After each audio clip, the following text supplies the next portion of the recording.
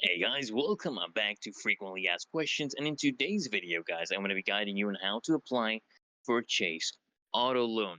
So first things first, guys, of course, you need to make sure you actually meet, the basic requirements because Chase usually looks for, a good credit score and proof of income. So it's actually a good idea to have, your financial details ready, including your monthly budget and the car you actually plan to purchase.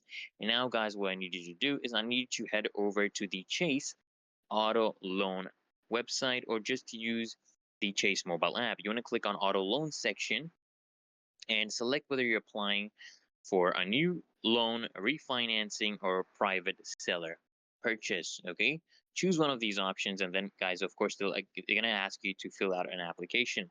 So you want to input the necessary details. You need to provide, information about the car, including its make, model, and price. And if you don't have a specific car in mind, guys, you can apply for a pre-approved, which gives you loan offer to shop around with.